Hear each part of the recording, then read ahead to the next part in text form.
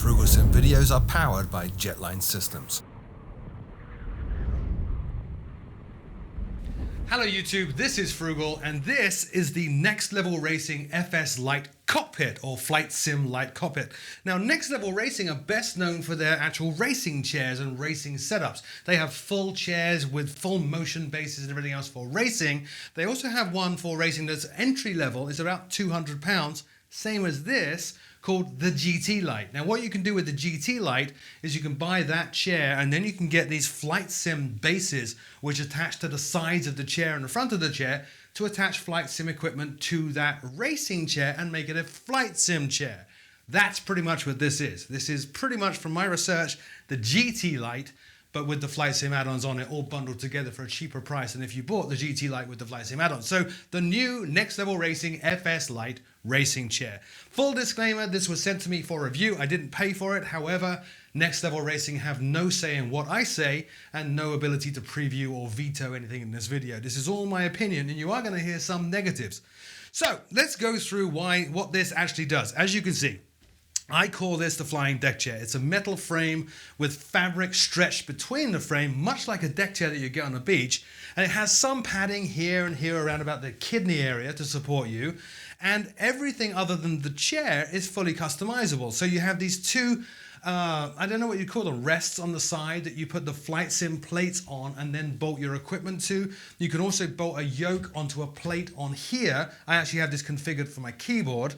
And in addition to that, it comes with an extended plate, which is this one over here, which is big enough not only for the joystick, but a mouse mat on the side of it. So configured the way I've currently got it, you could actually have the joystick, the throttle, your keyboard, and your mouse over here. Now down on the front part, this separate piece comes with the chair. It bolts or clamps onto the chair itself, and it's for your rudder pedals. It comes with an adapter for Thrustmaster TPR pedals, which I'm using, as you can see, and that fits the pedals to it. There are some adjusters on the side here that you can undo to loosen it, and then you can slide the pedals backwards and forwards. In addition, this front part of the rudder pedal assembly comes off. You can press these metal tabs in here, remove that, flick it upside down, at which point it will angle the pedals up towards you. So if you're using something like MFG crosswinds and you want to get a bit more angle on them, that's how you would do it. Obviously not necessarily with the TPR pedals because they're so configurable. This bar here is how you get in and out. Now, if I get my camera person to come around the front here, you'll see there's a clamp here. This is a really, really neat design. There's a little clampy thing here. And what we do is we undo this. It opens a plastic bracket, at which point you can lift this whole arm, and then it either rotates like this, or it will spin all the way up like this. And that's how you get in and out of the chair. So to demonstrate, excuse my fatness, I'm working on it, separate video. But if we jump in here, now I can rotate this down, bring it in place, and lock it in place. So now I'm in my cockpit. I have my keyboard here. This is, by the way, adjustable. As you can see, I've got it quite loose at the moment. I have my throttles over here, have my joystick over here, and you'll notice there's not any movement on these. You know, they're not really flexing or anything like that, which was a bit of a concern because in the reviews I've seen of the GT Lite, in particular with the steering wheel, that moving the wheel violently, or a yoke in our case, would actually cause this to move up and down and vibrate. You can get around that, incidentally. There's a strap at the bottom which is holding the legs in place. You can remove that strap, attach it here and attach it to the base and then pull down, and that will really put some pressure on this and stop it moving anyway. But these, as they are, don't move at all. They're fantastic. Now in terms of adjustability on all these things, well, you've already seen this is rotating because it's loose. I mentioned the rudder pedals. You can slide those things backwards, forwards, and you can angle them. You can also angle these side mount points as well. There's a really neat design down here, which is this plastic clamp here. We loosen this off. You see the throttles became loose at that point, and at that point you can angle them as you see fit, which is kind of cool. I like that. So you have full ability to adjust the angle of the joystick or the throttles. In addition, the plates that all these things bolt to, when you fit the plates to the chair, you use 4 little metal grommets, and there are multiple holes that you can put those grommets into, enabling you to have this this base plate here as far forward or as far backwards as you want to be comfortable. I actually didn't realize that there were separate holes for it. I kind of picked the first 4 I could find, but if you look, you can move those grommets backwards and forwards. It's pretty cool and really get a personalized setup, which is great for you.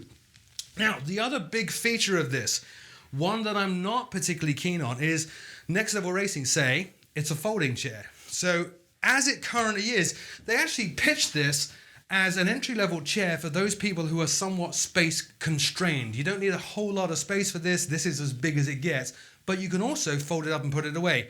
The way I've got it configured, that's actually not so easy to do. The Thrustmaster pedals are absolutely massive, but I'll show you the principle of it. What we do is we loosen this strap here completely, so that's now very, very loose. And the idea is, bear with me, we loosen this. That's terrifying. We loosen this. There's one on the other side, and again, this will be quite terrifying because the joystick can now rotate. And at that point, you should, you have to pick up 2 clamps here and here. There we go. And at that point, you can, in fact, rotate this whole thing, there we go, over the pedals. And there we go. And I think it will actually go even better than that. Yeah, that's about as much as I can get it because of those rudder pedals. I'm sure I'm not doing it right, but that's about as small as I could go. I think, there we go. There. So in terms of a foldable seat, it can be folded. It does take up less room. You notice all this space where the chair was right here is now free. So it does take up a little bit less room, but it's not perfect. I think when many people read foldable, they think this thing's going to collapse into a very narrow profile. That is not the case. It's also, I found previously, this is the second take of this video, that it was a nightmare to unfold the damn thing.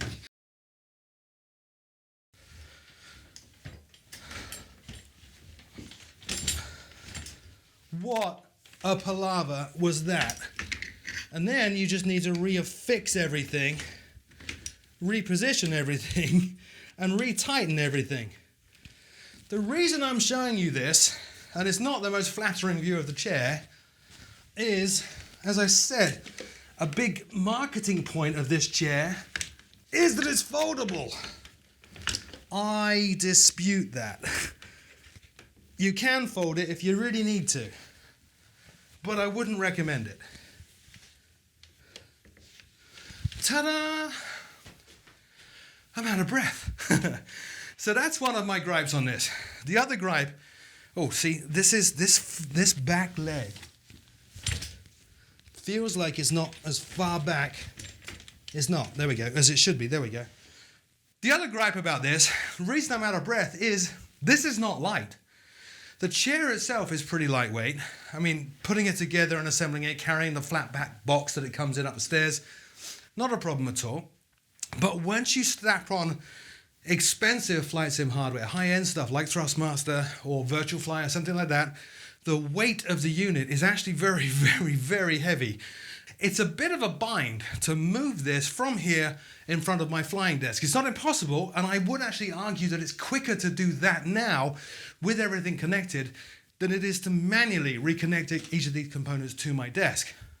So, the reason I bring all that up is, the idea is this is supposed to be foldable, it's supposed to be for the space constrained. I've found that since I've got this 2 weeks ago, I actually haven't folded it up ever. I wouldn't dare. And yeah, it does work. My office is not very wide, as you can see. This chair actually takes up most of the width of the office as it currently is configured, but it is manageable. And as I said, it is probably quicker to move this with all the controls on it over to my desk than it is to manually bolt each control to my desk. But that's not the big win that I found with this chair. The biggest win that I found with this chair is actually VR, and I didn't expect that. I don't normally do a lot of VR flying. I've always struggled with it, and I don't like having to do it at my desk because you start trying to quick start or manually start an A10, for example, and you're looking down, and the next thing you know, you're bashing your head on the desk.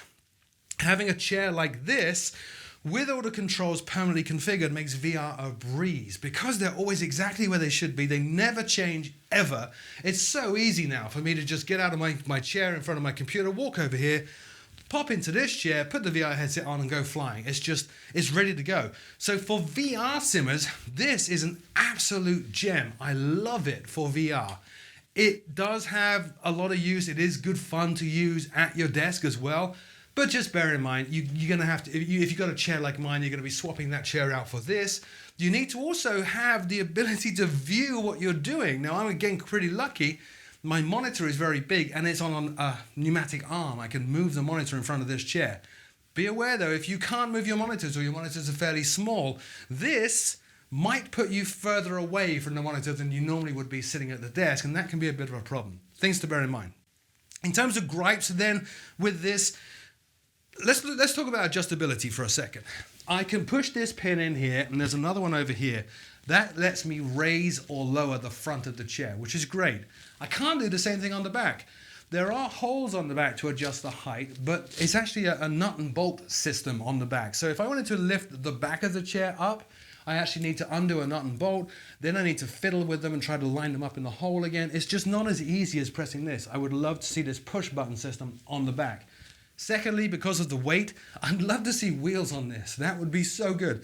I'm sure they can come up with something that wraps around these bars, has a single caster wheel on it, front and back, and just move, one on each side with front and back, and let you just roll it around. That would transform this. If this had wheels on, I would love it way more than I currently do. And I do love it, but just for VR.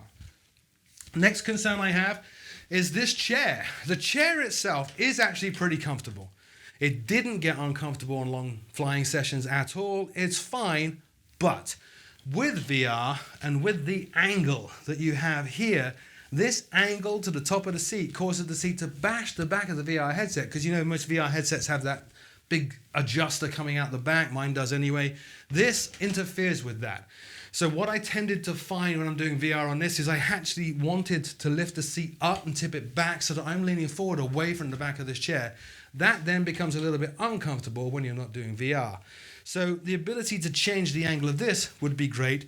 And then in terms of seat angles in general, because this isn't a full desk chair, you can't lean back the chair. You can't lean back the back at all. It's fixed in position once you have the chair set up. That's a bit of a pain for me. I wish it wasn't that way. I guess the final gripe is not really a gripe, just that I wish. This panel here that I have the joystick attached to is the extended panel that holds the joystick and has room for a mouse. I would love if they shipped 2 of those. They don't. They ship 2 flight panels, one here and one here, plus this extended one. If you had 2 of those though, for my use case, I like to use the Razor Orb Weaver for changing views in the aircraft. That's on my left hand. I have nowhere to put it over here. It would be great if we had another one like this over there. I can stick the Orb Weaver down there. I can have my mouse over here. Now, that's not to say you can't get them. You can order these separately from Next Level Racing, and they will ship you the flight pack again with this extended panel, and that would solve the problem. I just wish it would ship that way when you order the first thing. So what is it like to use? It's actually pretty cool. In a nerdy way, climbing in, even though it's quite, it's a flying deck chair, but climbing into it feels pretty immersive. It feels like you're getting into something and starting to fly it. I love that my controls are always in exactly the same place. That's so useful for VR, but even when I do move this in front of my desk, it's really cool then as well. I love all that. I think it's really good build quality. The documentation on putting this together, that's another thing to bring up, by the way. The documentation on putting this together is excellent. The manual is really good. Next Level Racing have produced a couple of videos showing how to put this and how to put the GT Lite chair, which this is based on, together. And they're great. My only concern with them, though, is those videos and reviews I've seen of the GT Lite indicate this is about a 15-minute assembly process. It's not. It really isn't. And I'm not inept with mechanical stuff, but maybe because this is my first cockpit chair, it took me well over 2 hours. I really did struggle in some places. Bear that in mind. It's not going to be as painless as some of the videos make it out to be. There's nothing missing. There were no parts missing, no troubles or anything like that. It just took me a while to get everything lined up and back together. But the overall quality and presentation of those manuals, the documentation, the instructions, the videos, excellent, excellent, excellent. I love this chair, and I'm going to continue using this chair, but probably just for VR. It is fantastic in my case for VR. It's not so useful for me with a desk because I need to shift everything around, and I can see some problems for you if you don't have a movable monitor or a very, very large monitor or even a TV on your desk. It might be very hard to actually see what you're doing depending on your desk setup. But overall, as an entry-level flight sim cockpit / chair system at about £200, I don't think this can be beaten. It is very high quality, it is great. Check out the links in the video description below to find out more information about this chair, and maybe you want to order your own. As always, my name is Frugal. Thank you so much for watching, and I will see you all very soon.